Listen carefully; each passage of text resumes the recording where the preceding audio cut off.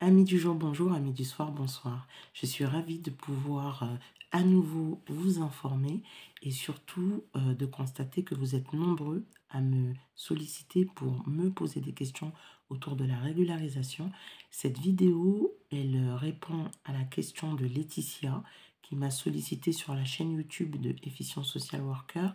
Elle cherche à savoir comment établir une première demande de titre de séjour de étranger paxé avec un Français. Il n'y a pas 36 000 solutions. La première des choses, c'est d'avoir conclu un pacte civil de solidarité, donc le fameux PAX, avec soit une personne de même sexe, soit une personne de sexe différent.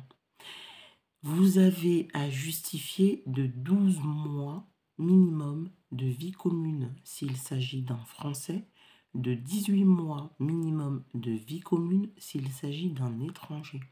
Vous allez devoir prouver auprès de la préfecture que vous êtes bien ensemble, que vous habitez bien ensemble.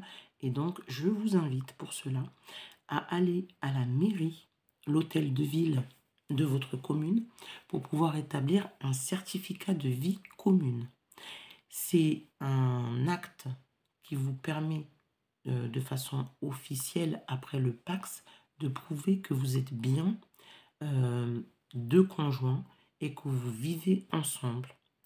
Vous allez joindre à votre dossier tout ce qui va permettre de justifier que vous êtes bel et bien dans le même logement, quittance de loyer, facture d'énergie, facture d'assurance habitation, qu'est-ce que ça peut, ou attestation d'assurance d'habitation, qu'est-ce que ça peut être encore, une facture de fournisseur d'accès à Internet, par exemple. En tout cas, il faut qu'il y ait sur le document avec votre adresse les noms des deux personnes qui sont paxées. Ça peut être également la déclaration de revenus commune, donc l'avis d'imposition, hein, pourquoi pas, sur lequel on aura les deux noms. Et il faut savoir que vous soyez en situation régulière ou irrégulière lorsque vous rentrez sur le territoire, que vous ayez un visa C ou un visa D lorsque vous rentrez sur le territoire, la première des choses, je vous l'ai dit, hein, c'est la condition sine qua non, c'est pouvoir fournir un PAX. Si tout au long de la période sur laquelle vous êtes paxé, on vous octroie, donc on vous accorde le titre de séjour et que vous arrivez à le renouveler régulièrement, on va prendre en compte également vos finances, vos ressources. Comment est-ce que vous vivez? Est-ce que c'est votre conjoint qui vous prend en charge? Est-ce que c'est vous qui financièrement êtes indépendant? Donc ça suppose que vous avez une autorisation de travailler et que vous travaillez. C'est important. Pourquoi? Parce qu'en cas de dissolution du PAX, vous risquez de ne pas avoir de renouvellement de votre titre de séjour. Parce que logiquement, vous êtes censé rester paxé un minimum de 4 ans avec votre conjoint avant les 4 ans. Si on considère qu'il y a dissolution du PAX, vous risquez de ne pas avoir de renouvellement de votre titre de séjour. Sauf si, bien évidemment, la préfecture, parce que ça reste à la discrétion de celui qui traite votre dossier, logiquement le préfet, mais bon, les agents de préfecture, va relever que vous faites l'objet de violences conjugales, mais avérées. Ça veut dire que vous devez pouvoir justifier que vous avez vraiment fait l'objet de violences conjugales, avec plainte à l'appui, par exemple, avec ordonnance ou certificat plutôt du médecin. Certificat du médecin qui atteste qu'effectivement, il y a eu coup, il y a eu blessure, il y a eu ITT. Donc, c'est des arrêts maladie sur lesquels vous avez été obligé d'être arrêté temporairement parce que, effectivement, vous avez été blessé. Vous allez devoir également justifier de vos ressources. Est-ce que vous travaillez? Est-ce que votre situation est stable? Est-ce que vous avez une assurance maladie? Et cette situation financière stable est également de couverture maladie va vous permettre éventuellement de renouveler votre titre de séjour. Après, bien entendu, pour pouvoir fournir les documents, donc ça va être les documents classiques, hein, justifié d'une preuve d'identité, donc ça va être le passeport, puisque vous êtes en situation irrégulière.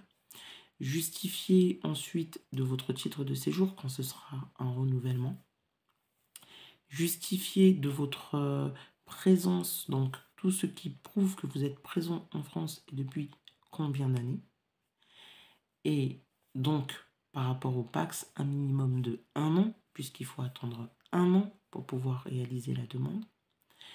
Justifié également de justificatif de domicile. Donc, on l'a dit, hein, il faut que vous soyez sur le même logement. Il faut savoir également que ce n'est pas parce que vous êtes pacsé avec un Français que cela vous donne la possibilité de plein droit d'obtenir la nationalité française. Ce n'est pas la même chose que lorsqu'on est marié avec un Français.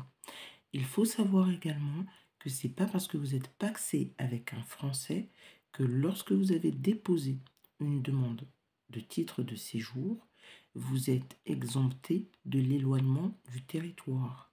Ça veut dire quoi? Que c'est pas parce que vous êtes pacsé avec un Français, lorsque votre demande est en cours, que cela veut dire que, obligatoirement, on ne peut pas vous éloigner du territoire. Il est possible que vous puissiez l'être. Mais par contre, la demande en cours va pouvoir rassurer le contrôle que les officiers de contrôle, que vous êtes bel et bien en procédure pour obtenir une demande de régularisation. Et c'est là où il va falloir justement justifier des attaches familiales. Donc, les OQTF sont possibles, raison pour laquelle il est important de fournir tous les éléments qui vont justifier de votre vie commune et de votre attachement en tant que pacsé. C'est ce lien personnel et familial qui va faire que vous allez pouvoir rester sur le territoire. Voilà. Donc, j'espère que j'aurai pu répondre à la question de Laetitia. Amis du jour, bonjour. Amis du soir, bonsoir.